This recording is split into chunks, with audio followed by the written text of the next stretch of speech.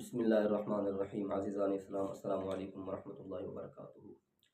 عزیزم، آپ سب کو معلوم ہوگا کہ گزشتہ شب اسرائیل نے تقریباً 200 طیاروں کے ساتھ، فائٹر طیاروں کے ساتھ ایران پر حملہ کیا ہے، اور حملہ بھی انہوں نے پتے کی جگہوں پر کیا ہے، جہاں انہوں نے تعین کر رکھا تھا وہیں پر صحیح ٹھیک ٹھاک انہوں نے حملے کیے ہیں، اور خوب ایران کو نقصان پہنچا ہے، مالی بھی اور جانی بھی۔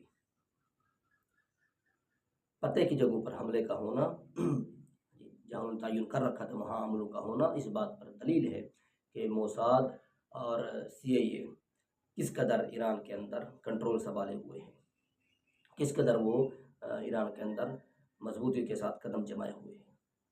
آپ کہیں کہ موساد کا تو کہیں، آپ CIA کا کیا تعلق ہے؟ تو یہ ذہن نشین کر لیں کہ CIA کے بغیر موساد اسرائیل مکمل نبینہ ہے۔ جب تک CIA کی در اندازی نہ ہوگی، اسرائیل کامیاب نہیں ہو سکتا۔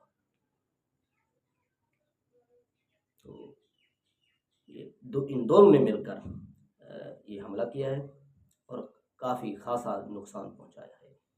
تو یہ مکمل طور پر پیشن گوئی کے مطابق تھا۔ پچھلے سال اکتوبر کے اندر حملہ کیا تھا ان دونوں نے مل کر، اور اس کے بعد یہ پیشن گوئی ہو رہی تھی کہ ایک مزید اٹیک کریں گے اور بڑا اٹیک کریں گے۔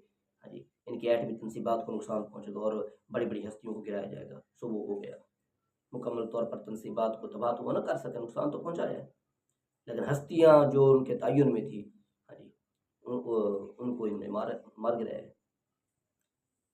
6 سائنسدان ہاں جی ہدف تھے، وہ سب جہاں بحق ہو گئے۔ ایسے ہی بڑے بڑے عہدیداران جو ہیں، ان کو جو نشانہ بنایا گیا تھا وہ بھی سب چلے گئے ہیں۔ تقریباً 4 بڑے عہدیداران تھے، بڑی لیڈرشپ کے، اعلیٰ سطح کی جو لیڈرشپ ہے، ان میں سے 4 بڑے عہدیداران تھے، ان کو نشانہ بنایا گیا، وہ بھی جہاں بحق ہو گئے۔ تو کافی سارا نقصان پہنچایا ہے اسرائیل اور امریکہ نے مل کر کے۔ جہاں تک جوابی کارروائی کا تعلق ہے تو ایران جس قدر دعوے کرتا رہا ہے، اس قدر اس نے، بلکہ اس قدر کیا، بالکل بھی اس نے جواب ہی نہیں دیا۔ ایک بھی آج کی خبروں کے مطابق ایک بھی ایران نے طیارہ ان کا نہیں گرایا۔ ڈرونز بھیجے، 100 کے قریب ڈرونز تھے، وہ بھی اسرائیل نے کوڈ کیے ہیں کہ 100 کے قریب ڈرونز جو ہیں وہ انہوں نے باقاعدہ لسٹ جاری کی ہے کہ اتنے منٹ پر اتنے ہم نے دیکھا، اتنے منٹ پر دوسرا، اتنے منٹ پر تیسرا، تو انہوں نے مکمل طور پر ایک لسٹ بنا رکھی تھی۔ آگے بھی وہ کہہ رہے ہیں، نیتن یاہو نے بیان جاری کیا ہے جب وہ تبریز پر حملہ ہوا نا، تو ترکی کی سرحد کے قریب اس نے ایک بیان جاری کیا، اس نے کہا یہ حملہ صرف ابتدا ہے اور نہ رکنے والی ابتدا ہے، ہم مزید بھی حملہ کریں گے۔ شاید یہ ڈرانے کے لیے ہو یا پھر وہ مزید کرے، اللہ بہتر جانتا ہے۔ تو بہتر جو ہے تبصرہ ہمارے ہاں اور جامع تبصرہ وہ یہی تھا۔ اس سے آگے کچھ کہنا میں سمجھتا ہوں وہ ثبوت کے بنا کچھ کہنا ہے، کیونکہ میں نے کافی سارا اس پر مشاہدہ کیا ہے، کافی سارا میں نے اس پر تبصرے سنے، کافی ساری میں نے چیزیں کوڈ کی ہیں، تو جامع طور پر اور بہتر جو تبصرہ ہے مجھے یہی ملا ہے، جو دلائل کی صورت میں۔ باقی تمام جو باتیں وہ اندرونی ہیں، ان تک پہنچنا میں سمجھتا ہوں ہمارے بس کی بات نہیں ہے۔ جہاں تک تعلق ہے سوالات کا کہ کیا قریب ممالک میں امریکی بیسز، خصوصاً عرب کے اندر جو موجود ہیں، کیا ان کی افواج نے اسرائیل کا اس حملے کے اندر ساتھ دیا ہے؟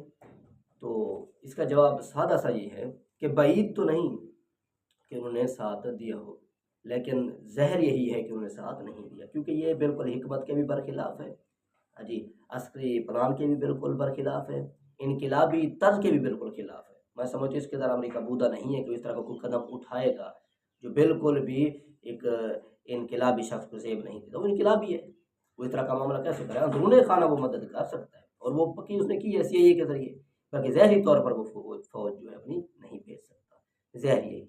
جہاں تک CIA کا تعلق مواد کر چکے ہیں، وہ تو مسلسل ساتھ ہی ہے، بغیر CIA کے اسرائیل کچھ نہیں کر سکتا۔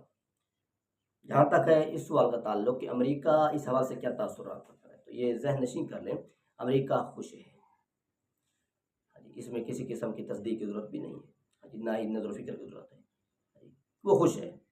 ان کے بڑے عہدیداران نے بیان بھی جاری کر دیا ہے کہ ہم اسرائیل کے ساتھ ہیں، اگر ایران نے جوابی کارروائی کی تو ہم اسرائیل کے ساتھ کھڑے نظر آئیں گے۔ عوام تو خوش ہے، بڑے عہدیداران بھی اس طرح کے بیانات دے رہے ہیں اور دعائیں کر رہے ہیں۔ جہاں تک تعلق ہے ٹرمپ کا، تو میں سمجھتا ہوں اس کے حوالے سے تو میں کوئی تصدیق کی ضرورت نہیں ہے کہ وہ کیا کہہ سکتا ہے کیا نہیں کہہ سکتا۔ اگر وہ بیان نہ بھی دیتا تو سب کو معلوم تھا وہ کس طرف ہے، لیکن اس نے بیان دیا ہے، اور بیان یہ دیا ہے کہ ایران جو معاہدہ کر لے امن یہاں پر تاکہ لاگو ہو۔ یہ وہی بیان ہے جو وہ گزشتہ برسوں سے حوثی باغیوں کے خلاف دیتا آ رہا ہے، لبنانیوں کے خلاف دیتا آ رہا ہے، غزہ کے خلاف دیتا آ رہا ہے کہ غزہ خالی کر دو امن آ گیا، لبنان بھی یہ کر لے امن آ گیا، حوثی باغی رک جائیں امن آ گیا۔ اسرائیل کو کچھ نہیں کہتا، وہی جواب جو ہے روایتی اس نے اب کی بار دیا ہے بیان کی صورت کے اندر۔ تو یہ ہو گیا امریکی تاثرات، وہ کیا چاہتے ہیں۔ جہاں تک تعلق ہے یورپی یونینز کا کہ یہ لوگ اس متعلق کیا سوچتے ہیں، تو وہ گزشتہ چند دنوں سے میں پہلے بھی عرض کر چکا ہوں کہ وہ ظاہری طور پر تو اسرائیل کے خلاف بیانات دے رہے ہیں، لیکن جس وقت یہ جنگ بدلے گی نا یہ اسلام اور یہودیت کے درمیان، تو یہ تمام یورپی ممالک جو ہیں یہ کن کے ساتھ ہوں گے؟ اسرائیلیوں کے ساتھ ہوں گے۔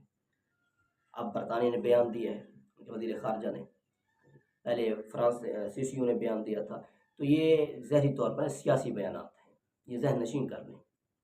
اسرائیل کوئی اکیلا نہیں ہے، اس قدر گودا نہیں ہے کہ اتنا سارا ہو کر حملے کرتا پھرے، کبھی اس پر کبھی اس پر کبھی اس پر۔ ان تمام کی طاقت اس کے ساتھ ہے، صرف امریکہ کی نہیں، ان تمام کی۔ ظاہری طور پر سیاسی میدان ہے نا، ظاہری طور پر بیانات دینے پڑتے ہیں کہ یہ غلط ہے، فلاں ہے فلاں ہے فلاں ہے، اندرون خانہ سب کی مدد شامل ہے، تو ان کے جو بیانات ہیں ظاہری طور پر ان پر اعتبار نہ کیا جائے۔ جہاں تک تعلق ہے اس سوال کا کہ ایران میں کس قدر فراست اور حکمت ہے، تو یہ ذہن نشین کر لیں ان دنا ایران اس وقت حکمت سے بالکل بھی عاری ہو چکا ہے، مکمل طور پر۔ پہلے بھی اس کے اندر خامیاں تھیں، اب تو مکمل طور پر عاری ہو چکا ہے۔ آپ کہیں وہ کیسے؟ میں کہتا ہوں کہ یہ جب سے انہوں نے یہ ایٹمی کام شروع کیا تھا تب سے یہ اس کی تشہیر کر رہے ہیں۔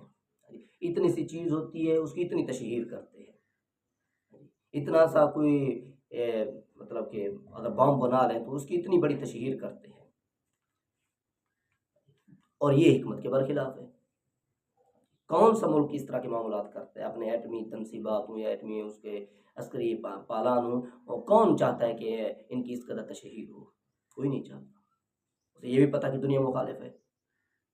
پاکستانی ہم لوگ جو ہیں کہ امریکہ کا غلام نہیں ہے، ہم نے کس قدر احتیاط سے کام لیتے ہوئے اس طرح کا معاملہ کیا تھا، تو ایران کو بھی چاہیے اس طرح کا معاملہ کرے، لیکن ایران نہیں کر رہا، نہیں کیا تو آج اس نے حالت دیکھ لی، اور دنیا نے دیکھ لیا کہ اس کے دعوے کس قدر کھوکھلے ہیں، کس قدر اس نے دعوے کیے تھے اور کیا اس نے جواب دیا۔ کچھ بھی جواب نہیں دیا، ذرائع کے مطابق ایک بھی جہاز اس نے نہیں گرایا، سب جہاز صحیح سالم ان کے چلے گئے اسرائیل کے۔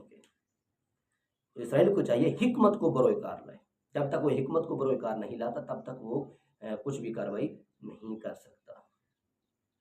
جی ہاں، باقی بھی اس کے اندر خامیاں ہیں۔ ایک تو اس کے اندر جمعیت خام ہے، کیونکہ اس کا انقلابی مسلکی خالص مسلک انقلاب تھا، اس بنا پر وہ خالص جمعیت پیدا کر ہی نہیں سکتا، یہی وجہ ہے کہ وہ اکیلا ہے۔ نمبر 3، ہم مسلمان ہیں، ہمارا تعلق اسلام سے ہے، جہاں ہمیں سیاسی طور پر مضبوط ہونا چاہیے وہاں ہمیں مذہبی اور ایمانی طور پر بھی مضبوط ہونا چاہیے۔ آپ کہیں دلیل، اللہ تعالیٰ کیا فرماتا ہے؟ انتم الاعلون ان کنتم مؤمنین، تم بلند ہوگے اگر تم مومن ہو تو، مطلب تمہارا ایمان ٹھیک ہے، تمہارا ایمانی معیار ٹھیک ہے، تمہارا اسلامی معیار ٹھیک ہے، تب تم کیا ہوگے؟ بلند ہوگے۔ ایسے اللہ تبارک تعالیٰ فرماتا ہے سورۃ الانفال کے اندر، اگر تم میں سے اتنے ایمان والے ہوں گے تو اتنوں پر غالب آئیں گے۔ یہ تمام آیات ہمیں بتا رہی ہیں ہمیں صرف سیاسی طور پر ہی مضبوط نہیں ہونا پڑے گا، ایمانی طور پر بھی ہمیں مضبوط ہونا پڑے گا۔ میں سمجھتا ہوں اس حوالے سے ایران کمزور ہے۔ اب محرم آ رہا ہے، اس طرح کے معاملات ہوں گے، میں سمجھتا ہوں ایران کو چاہیے ایک تو اپنا سیاسی جو حکمت پر مبنی پلان ہے اسے صحیح کرے، مضبوط کرے، ساتھ میں نظریات اور عقائد کو بھی درست کرے تھوڑا، وگرنہ وہ میں بھی پہلے عرض کر چکا ہوں چند دنوں پہلے کہ سب سے پہلے جو تباہی ہونی ہے وہ ایران کی ہونی ہے، عرب سے بھی پہلے۔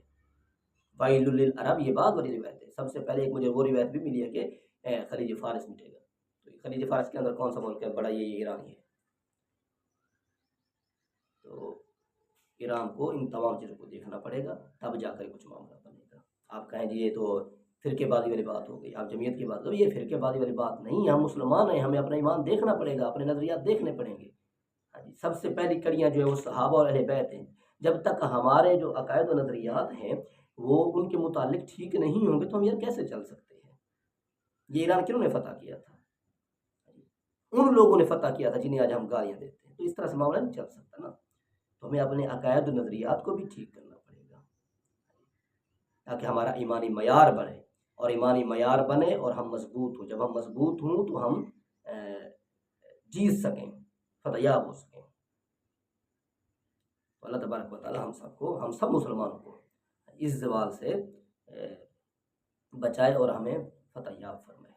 ساتھ میں اب یہ بھی ذہن نشین کر لیں کہ اس وقت جو مجموعی طور پر ہم ذلت کا شکار ہیں، ان میں سے ایک وجہ تو یہ ہے کہ ہم جہاں لڑائیاں لڑ رہے ہیں مسلمان، وہاں دو خامیوں جو ہیں ان کی صورت کے اندر ہم لڑائیاں لڑ رہے ہیں. وہ ہمارے اندر بطور صفات راسخ ہو چکی ہیں. نمبر ایک، زمین کی لڑائی، وطن پرستی. نمبر دو، خام جمعیت کی بنا پر لڑائی.